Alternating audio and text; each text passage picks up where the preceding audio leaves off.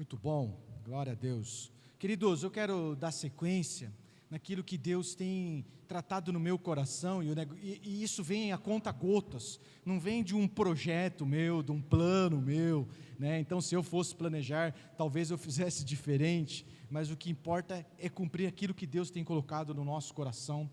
No domingo passado, nós tratamos aqui acerca do discipulado. Quantos estavam aqui no domingo passado? Tratamos acerca do discipulado, a ênfase de não tratarmos o Evangelho apenas como uma mera informação. O Evangelho não é uma mera informação a ser consumida pelo ouvinte. O Evangelho é poder de Deus, são princípios de Deus que precisam ser vividos, praticados. Nós lemos o texto da grande comissão, e vou ler hoje novamente, que nós precisamos levar as pessoas a obedecer os princípios, e isso implica numa caminhada junto, isso implica num processo, isso implica num andar junto, no qual se capacita o aprendiz, se capacita o discípulo. Então, e nessa noite, queridos, eu quero compartilhar com os irmãos acerca do evangelismo. Talvez a minha lógica fosse diferente, falar primeiro do evangelismo, depois do discipulado, mas é assim que o Senhor colocou no coração, é assim que o Senhor está fazendo, e cabe a nós obedecer, seguir esse rumo. Então, à noite eu quero falar de evangelismo, muito propício por termos a Thaís aqui, que é alguém com uma autoridade, uma autoridade, apesar de todos nós sermos chamados ao evangelismo, ela se deu a esse ministério. Então, uma noite muito bacana. A verdade, o fato é que a responsabilidade de evangelizar é individualmente e coletivamente como igreja de todos nós. Amém? Amém? É uma responsabilidade nossa, com a causa de Deus e uma responsabilidade nossa com a necessidade do mundo. Estão comigo? De meia em meia hora você fala um amém aí que você me anima. Então, é isso, queridos, é uma necessidade, uma responsabilidade minha e sua, individualmente como igreja, com a causa de Deus e com a necessidade desse mundo. Então, eu queria ler o texto de Mateus 28, versículo 18, até o versículo 20, está aqui na tela, É um texto conhecido aí, como a grande comissão, já lemos na semana passada, todos vocês conhecem. Diz assim, Então Jesus aproximou-se deles e disse: Foi-me dado toda a autoridade no céu e na terra. Portanto, vão e façam discípulos de todas as nações, batizando-os em nome do Pai, do Filho e do Espírito Santo, ensinando-os a obedecer a tudo que eu lhes ordenei. E eu estarei sempre com vocês até o fim dos tempos. Então, esse é o texto conhecido como o ID da igreja, o texto da grande comissão. E a grande comissão é grande pela tarefa que nos é designada. A tarefa é grande, é evangelizar o mundo, é tornar o nome do Senhor Jesus conhecido no mundo. Amém? Então está aí a primeira dimensão da grandeza da comissão. É grande pelo tamanho da tarefa. O segundo, queridos, é grande pelo tamanho da responsabilidade. Eu e você, individualmente como igreja, nos fazemos embaixadores de Cristo para anunciar a salvação ao perdido. Então, grande pela tarefa, grande pela nossa responsabilidade, mas também grande em privilégio, e essa parte é muito importante, porque às vezes ignoramos. Fala para o teu irmão, a grande comissão é grande também num privilégio. Um privilégio de eu e você, meu irmão, participar daquilo que Deus está fazendo na humanidade, na história da humanidade. É por isso que é grande. Então, é importante ressaltar que temos esse privilégio de participar, de anunciar, de levar salvação ao perdido. E todos nós aí conhecemos Bíblia, lá em Atos 10, tem uma passagem que Cornélio, um gentio, estão comigo? Lembra dessa passagem? Clamando ao Senhor, e clamando ao Senhor, e clamando ao Senhor, e o Senhor lhe envia quem? Um anjo. Aparece um anjo, na sua formosura, na sua glória. E esse anjo poderia dar resposta às orações de Cornélio, sim ou não? Ou esse anjo poderia pregar o evangelho a Cornélio e a sua família. O anjo poderia ter ministrado sobre Cornélio o batismo com o Espírito Santo, viu? Faria bem, faria com poder, com autoridade, de uma forma genuína. Mas sabe o que esse anjo fez? Falou para Cornélio, falou assim: manda chamar Pedro. Sabe por quê? Porque esse privilégio de anunciar a salvação em Cristo Jesus é minha e sua, é dos discípulos de Jesus. Este privilégio de ministrar vida eterna, este privilégio de ser ferramenta do mover do Espírito, este privilégio de participar do mover do Espírito é meu e seu. O anjo só apareceu lá e falou assim: vai buscar Cornélio. E Cornélio então vai à casa o anjo só apareceu lá e fala assim: vai chamar Pedro. E Pedro então ministra lá, e o sobrenatural de Deus acontece. As pessoas recebem Jesus, recebem vida eterna, dá o batismo com o Espírito Santo. Se repete Atos 2, agora no meio dos gentios. Privilégio meu e seu. Fala para o teu irmão: meu e seu, meu e seu, meu e seu. É isso, queridos. É isso, tem uma alegria reservada a nós, e o Senhor reservou a nós, que é de anunciar as boas novas. Então, todo crente de antemão já está autorizado a ser um ministro de salvação. Eu e você, nós já estamos não só autorizados, como convocados por Deus a evangelizar. Então, eu gosto de fazer algumas perguntas que ajudam a nos aprumarmos, nos ajustarmos frente ao princípio da palavra de Deus, né? O que nos move no evangelismo? O que nos move? O amor ao Senhor, o amor à sua causa e o amor aos perdidos. É isso que nos move. Amor ao Senhor, e quem ama o Senhor se apaixona pela causa dele. Estão comigo? Não é? Ama o Senhor e vira as costas para a causa do Senhor? Não. Quem ama o Senhor, ama a causa do Senhor, e também ama os perdidos. É isso. João 3,16, todos nós conhecemos, né? Fala assim, porque Deus amou o mundo de tal maneira que deu o seu Filho unigênito. Ele amou de uma forma tão grande, tão especial, tão apaixonada, que deu de si mesmo, deu da sua essência. Então, queridos, o amor é a chave do evangelismo. Estão comigo? Não é o confronto, não é a acusação, não é a teologia, não, o amor é a chave do evangelismo. Então eu e você precisamos nos mover no mesmo amor que moveu o Senhor em dar de si em favor de nós. Eu e você, no evangelismo, nós precisamos mover no mesmo amor, nesse amor que se doa em favor dos perdidos, um amor que se dá em favor dos perdidos, um amor que se entrega em favor dos perdidos. Isso aí, é isso que nos move, no evangelismo.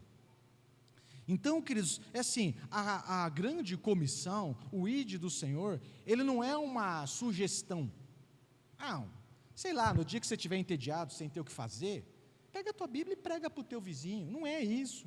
No dia que você estiver aí de bobeira, e alguém chega lá dando sopa, você aproveita a oportunidade e ministra. Não é isso, queridos. O ID não é uma sugestão, é uma responsabilidade da igreja. Então, agora nós precisamos entender isso, né? Que quando se fala de responsabilidade, a gente começa a confundir as coisas. O ID é uma responsabilidade, mas ninguém deve exercer essa nobre atividade, este privilégio, exercer por obrigação.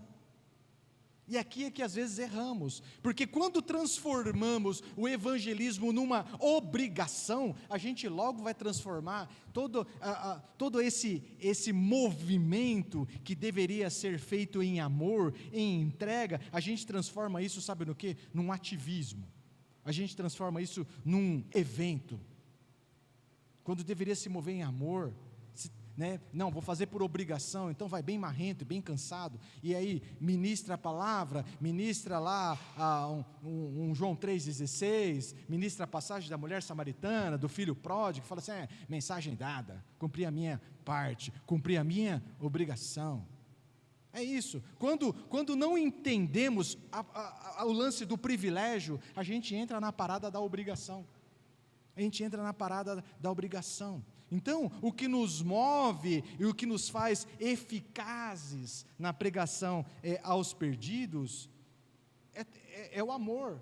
Caso do contrário, sabe o que é? A gente transforma o evangelho, que é poder de Deus, a gente transforma ele só numa informação, numa mensagem pregada. É só uma informação.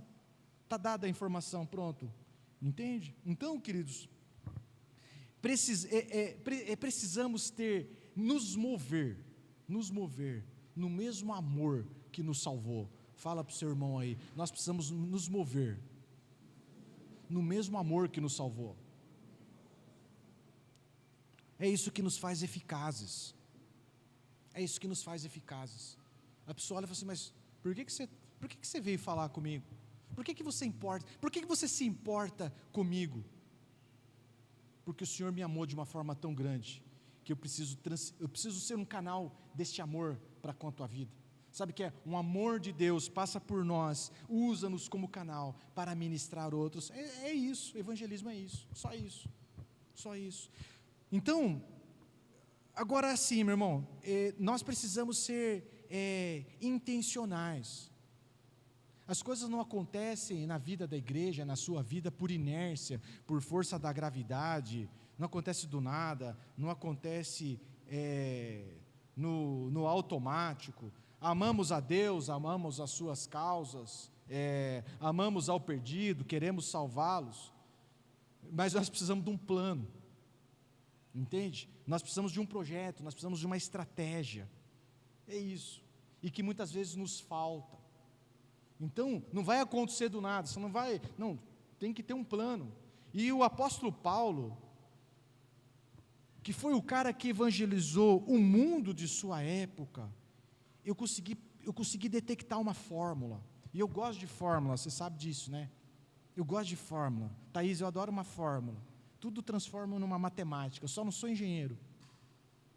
Então essa fórmula, o primeiro componente dessa fórmula do evangelismo eficaz, querido, chama-se responsabilidade com o chamado, responsabilidade com a causa do Senhor ao qual servimos. Fala com o meu irmão, responsabilidade. A outra parte dessa fórmula, paixão pelo Senhor, paixão pela causa do Senhor, paixão pelos perdidos. Beleza? Temos 2 componentes, e temos mais um outro componente, estratégia. Fala para o outro irmão, estratégia. Então, o apóstolo Paulo teve exatamente isso, queridos. O primeiro item, que é a responsabilidade, eu quero mostrar para você, de um evangelista bem-sucedido, como ele encarava esses itens dessa fórmula que eu estou te falando, né? O primeiro item é a responsabilidade. 1 Coríntios, o capítulo 9, o versículo 16, vai nos dar essa dimensão da responsabilidade. Olha isso, cara. Primeiro item da nossa fórmula. Contudo, quando prego o evangelho, não posso me orgulhar, pois me é imposta a necessidade de pregar, porque é-me colocada a responsabilidade de pregar. Ai de mim, se não pregar o evangelho. Sabe o que é? A minha vida perde sentido se eu não pregar o evangelho. Por isso eu sou responsável com aquilo que Deus confiou a mim. Responsabilidade. Não dá para ser negligente com aquilo que Deus colocou na tua mão. Por mais que você ache que você não tem talento, por mais que você ache, Deus confiou algo em você.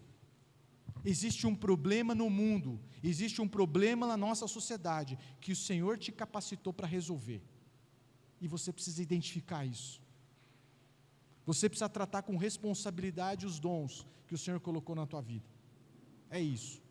Primeiro item da fórmula é esse. O segundo item da fórmula é a paixão, David Keelan lançou o CD dele lá para trás, né? Paixão, fogo e glória, né? Precisa ter paixão, cara. Precisa ter paixão. Viver o evangelho de verdade precisa ter paixão, precisa ter brilho nos olhos. Você precisa olhar para os perdidos e brilhar os teus olhos de amor por eles. Então, Atos, o capítulo 20 e o versículo 24, vai mostrar essa paixão do apóstolo Paulo pelos perdidos.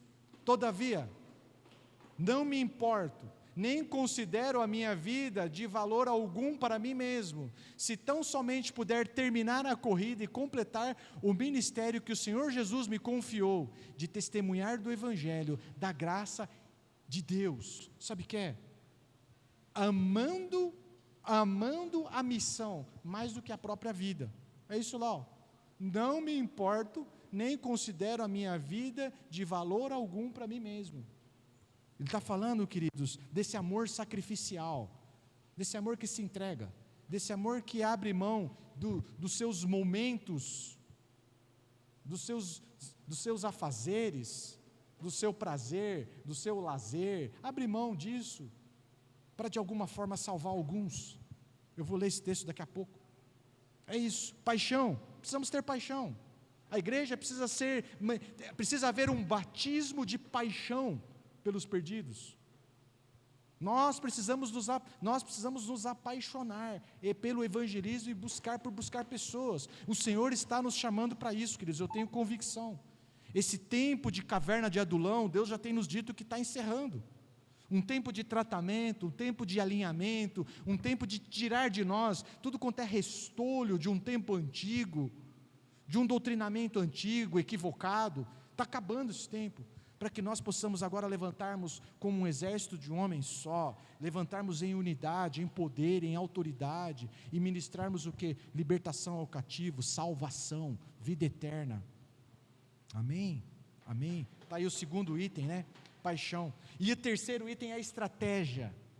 A estratégia. Romanos 15, o versículo 20, mostra a estratégia do apóstolo Paulo. Olha isso aqui, cara. Sempre fiz questão de pregar o evangelho. Opa, olha aí, ele tem um plano.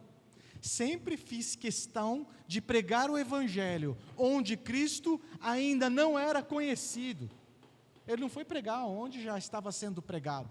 Eu fiz questão de pregar o evangelho, onde Cristo ainda não era conhecido, de forma que não estivesse edificando sobre alicerce de outro. Essa era a estratégia do apóstolo Paulo. Missões, viagens missionárias.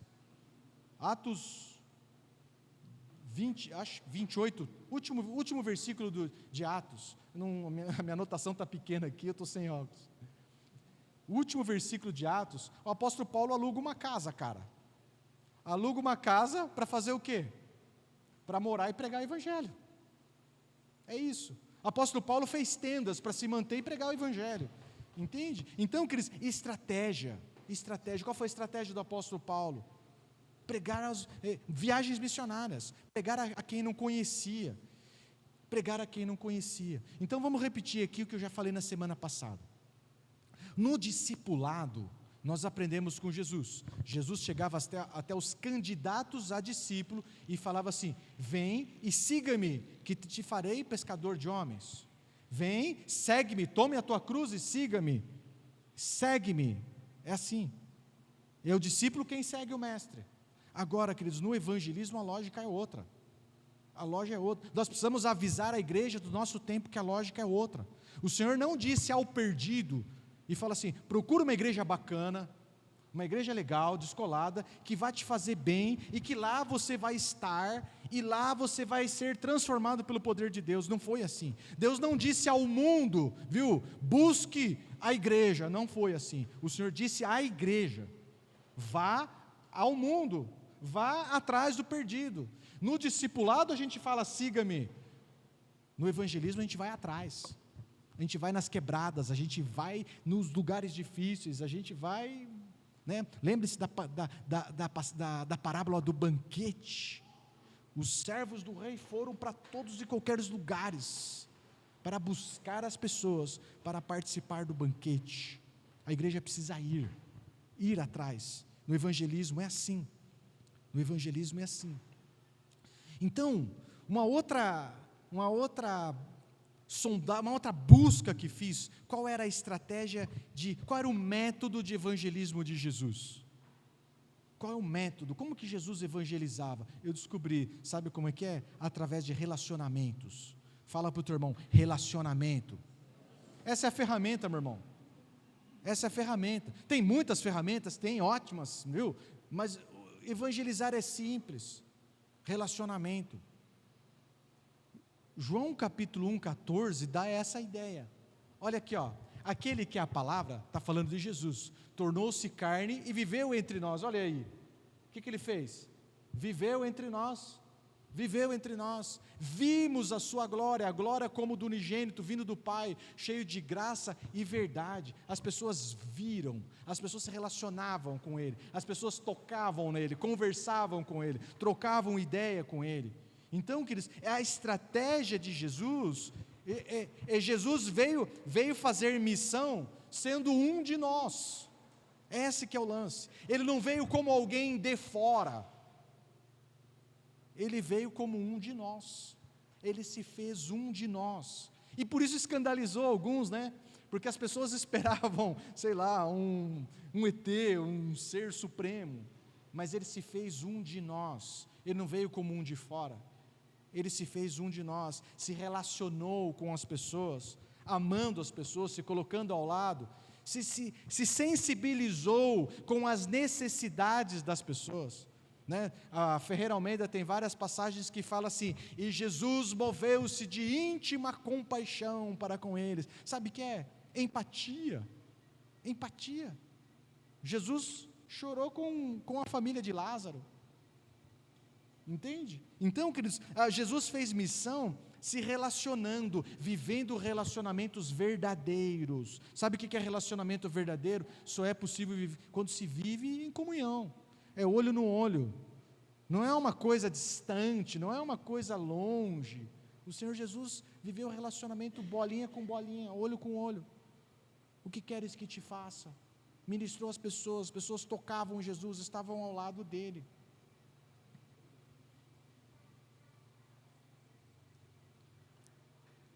A chave do evangelismo é o amor. Vamos colocar mais um item aí, e bota mais um aí, relacionamento. Então, queridos, alguns o Senhor vai chamar para ser missionários, é o caso da Thaís, que vai se preparar para viver o que? Relacionamento, não onde Deus a enviar, ela vai aprender a língua do povo, os costumes do povo, vai se fazer um deles, para que possa ensinar acerca de Jesus.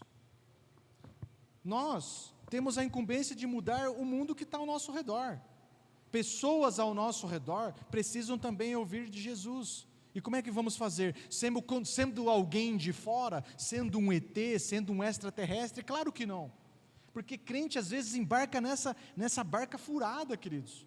Nós aceitamos a Jesus e começamos a nos achar o santarrão, e nos excluímos dos relacionamentos, e vamos perdendo conexões, e isso vai nos roubando a autoridade, isso vai nos fazendo um cara esquisito, quando na verdade nós precisamos viver relacionamento, e chegar e ministrar a essas pessoas. A gente precisa fazer como Jesus, conviver com elas, ter empatia, relacionamento verdadeiro, profundo, olho no olho, estar pronto a servir, pronto a amar, pronto a receber. Não é discutir, disciplinar, recitar 10, 15 versículos para trazer condenação, não é. É amar e conduzir a um caminho da verdade, ensinando a obedecer. É essa a estratégia de Jesus. Então, queridos, olha assim, quando nós vivemos esse princípio de Deus e nos dispomos a evangelizar, é assim na minha vida ministerial.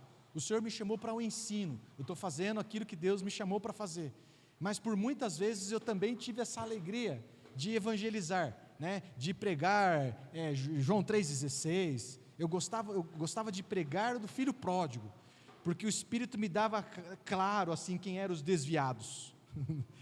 Eu já enxergava nas pessoas os desviados, eu já enxergava eles rompendo com amarras e vindo para frente, se reconciliando com o Senhor. né? Mas quando nós nos dispomos, queridos, a evangelizar, a pregar, a cumprir esse ide do Senhor, isto produz um impacto. Então, vem comigo, crentes cheios do Espírito Santo, começa aqui. Fala para o teu irmão, enche o tanque do Espírito. Não dá para chegar com um tanque vazio, meu irmão. Viu? Ficar em Jerusalém, até que do alto seja revestido de poder.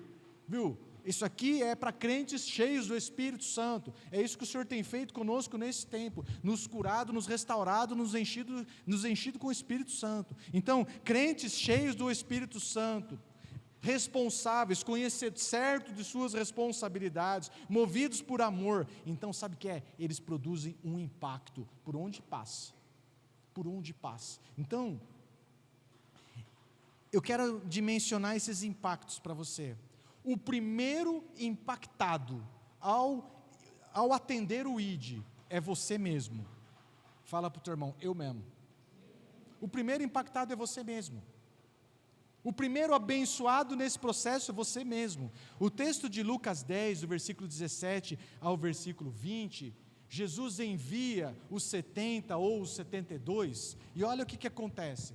Os 70 eles enviaram, eles foram, e agora eles voltaram e vão dar testemunho, vão dar satisfação a Jesus do que aconteceu nessa viagem missionária, né?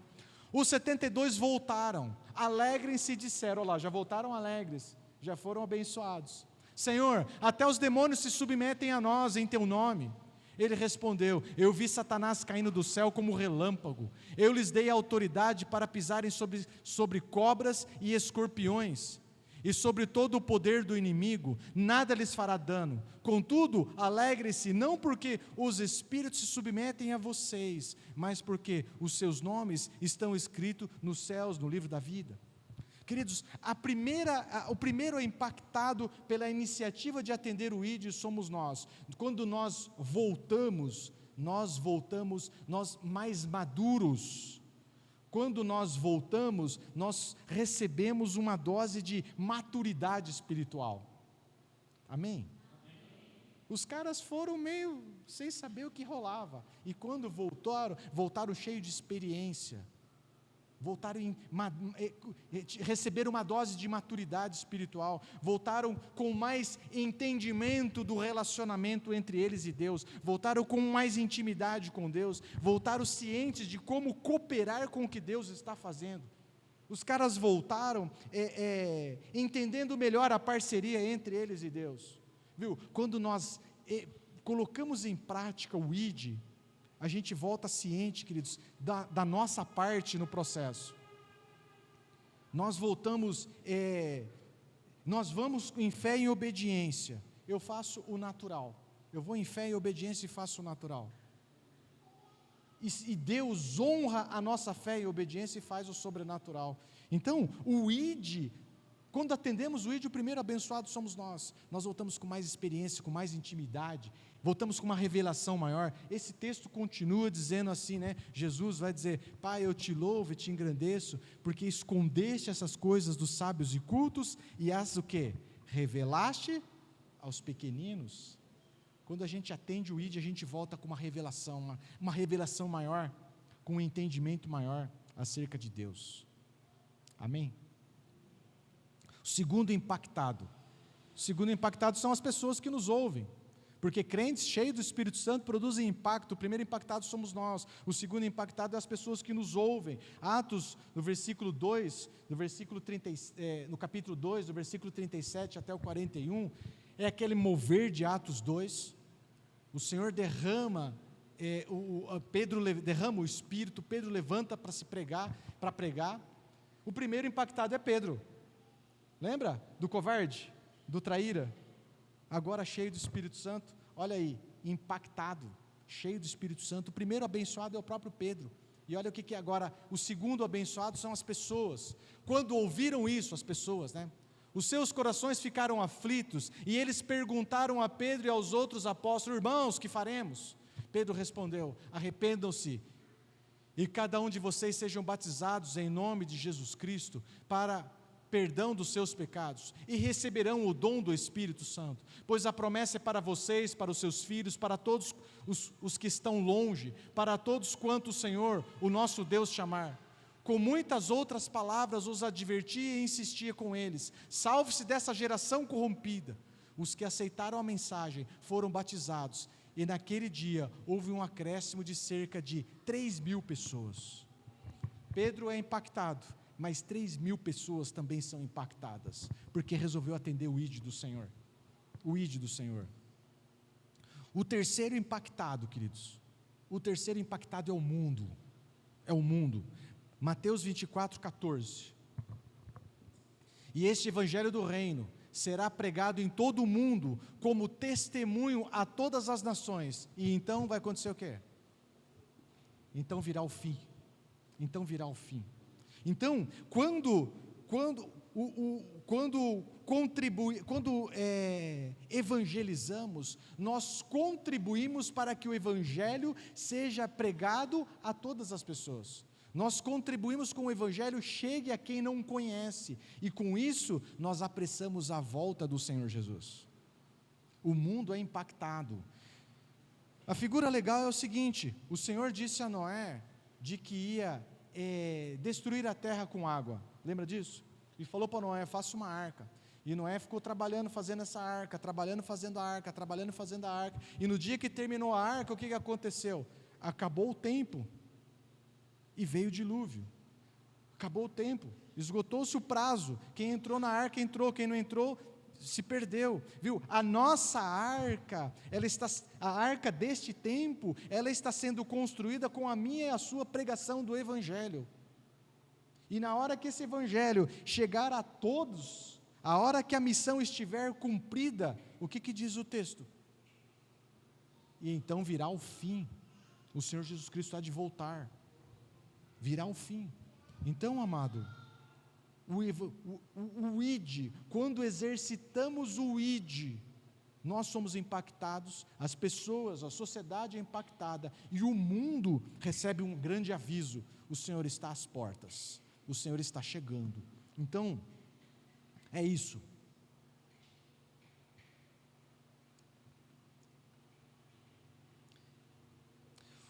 Colossenses 4, o versículo 3 e o versículo 6, mostra aqui que nós não podemos nos mover por impulso. Às vezes estamos fazendo a coisa certa, evangelizar é a coisa certa, mas no momento inoportuno, da forma errada, com a motivação errada, nós precisamos fazer a coisa certa na hora certa. Nós precisamos nos mover, não podemos nos mover por uma ideia, por um estalo. Nós precisamos nos mover na direção de Deus. Nós precisamos nos mover pelo direcionamento, um direcionamento divino. E o apóstolo Paulo era muito acertado nisso, e esse texto nos dá exatamente essa noção, né?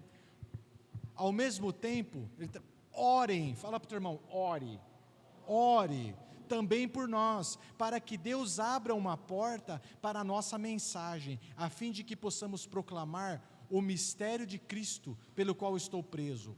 Orem para que eu possa manifestá-lo abertamente, como me cumpre fazê-lo.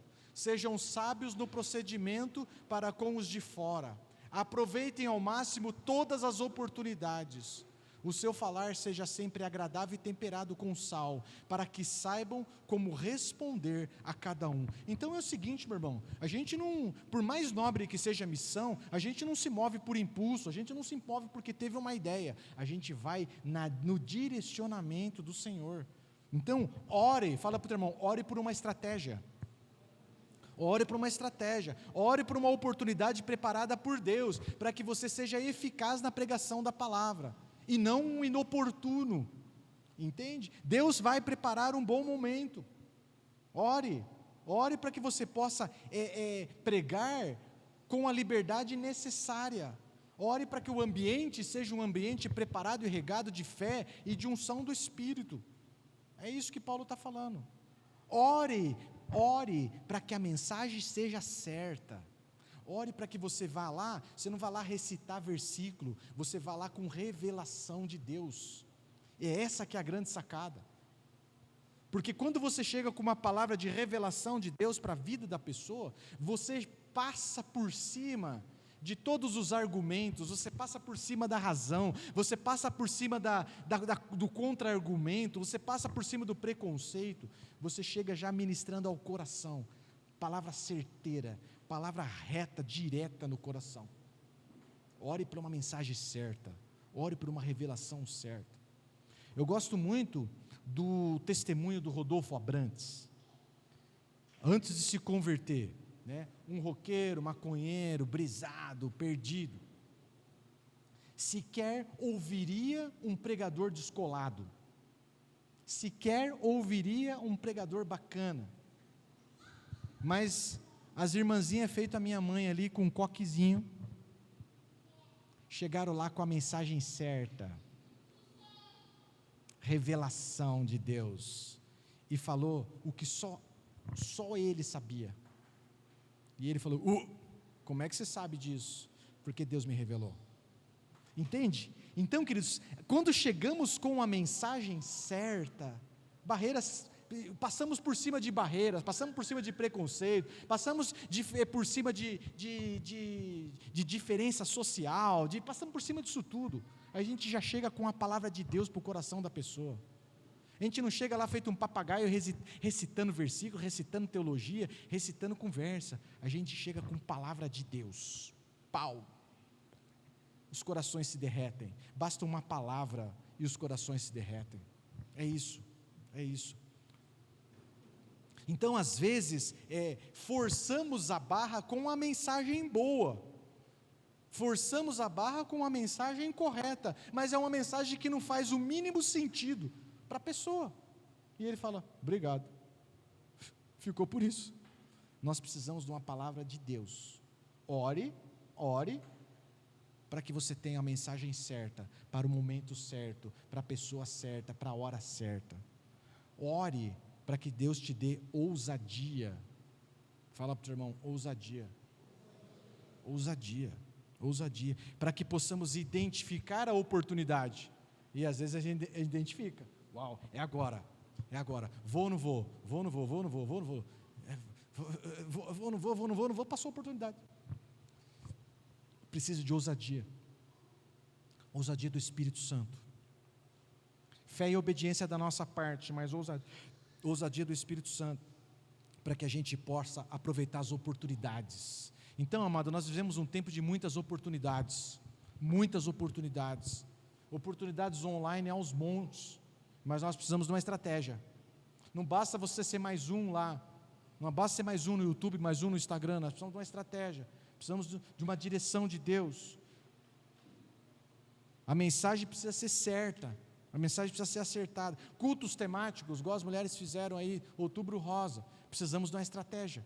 Foi uma direção de Deus, foi um treino que Deus deu aí para nós. A gente viu que dá certo, a gente precisa praticar isso. Então, é isso, meu irmão, é isso. As nossas boas obras, as nossas boas ações não nos salvam, a gente já sabe disso. Não é isso que nos motiva, né? Não nos salvam, mas as nossas boas obras não são desprezíveis. E às vezes a igreja entrou numa parada seguinte: já que as boas obras não salvam, então preciso fazer, porque não salva. Entende? Não salva, né? As nossas boas obras, elas são incapazes de nos salvar, mas elas têm uma importância muito grande, porque as nossas boas obras revelam Cristo através de nós. É isso. Através das boas obras, nós materializamos, nós tornamos palpável o amor de Cristo pelas pessoas. É isso. Então, e o apóstolo Paulo levou isso ao extremo, e por isso foi um evangelista eficaz. 1 Coríntios, o capítulo 9, olha isso aqui que lindo, cara, olha isso aqui que lindo, viu? As boas obras não nos salvam, a gente já sabe disso, não nos salvam, mas elas revelam Cristo em nós, é isso, porque embora seja livre de todos, fiz-me escravo de todos. Para quê?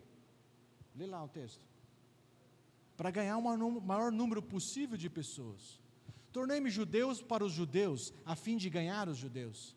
Para os que estão debaixo da lei, tornei-me como se estivesse sujeito à lei, embora eu mesmo não esteja debaixo da lei, a fim de ganhar os que estão debaixo da lei. Para os que estão sem lei, tornei-me como sem lei, embora não esteja livre da lei de Deus, mas sim sob a lei de Cristo, a fim de ganhar os que não têm a lei. Para com os fracos, tornei-me fraco, para ganhar os fracos. Tornei-me tudo para com todos, para de alguma forma salvar alguns. Faço tudo isso por causa do Evangelho, para ser coparticipante dele.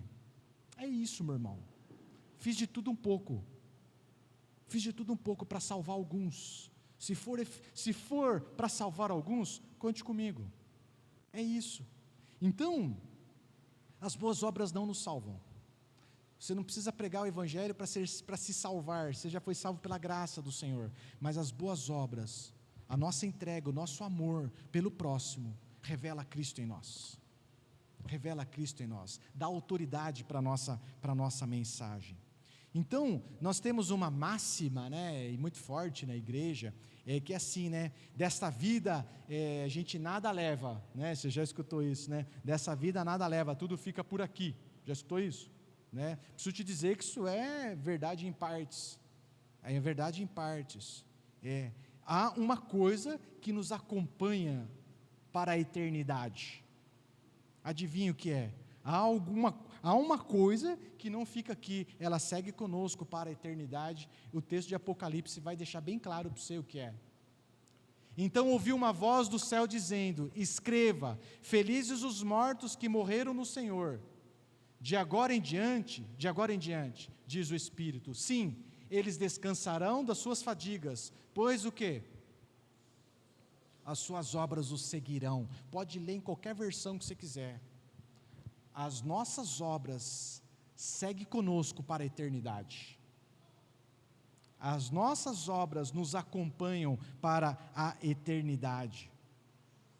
Os que morreram com o Senhor, morreram no Senhor, as suas obras os seguirão.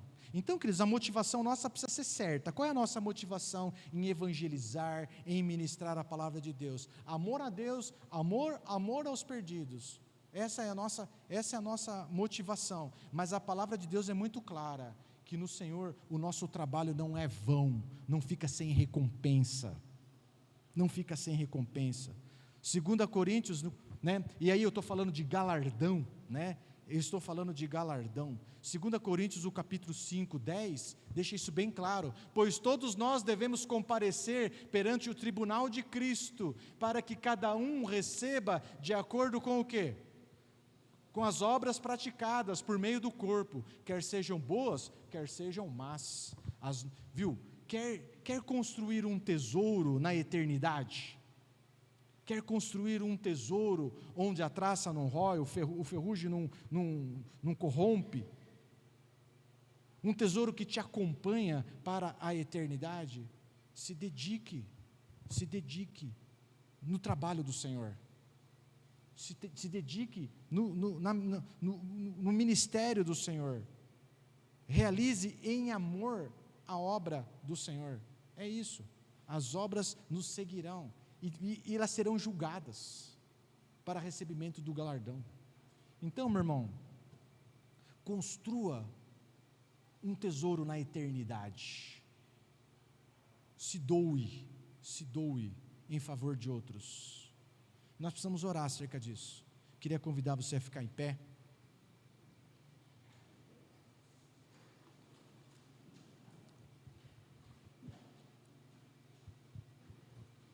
Vamos orar, queridos. O Senhor está nos chamando para isso. O Senhor está nos chamando para isso. Nós precisamos começar a orar com estratégia. Para entender a quem Deus quer nos usar, entender a quem devemos ministrar. as palavras de vida eterna. Pessoas do teu, né? Às vezes a gente fica nos mesmos, né? Amamos muito os nossos parentes, o nosso, sei lá, os nosso tio, o nosso avô, e a gente fica ministrando a esses. Peça ao Senhor: Senhor, quem que o Senhor quer salvar? O Senhor quer salvar todos, né? O Senhor quer salvar todos. Mas quem está do meu lado, que o Senhor quer me usar como ferramenta de salvação?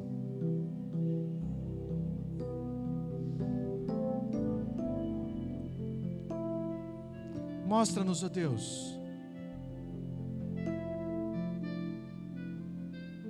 quem está ao nosso redor, que o Senhor quer nos usar urgentemente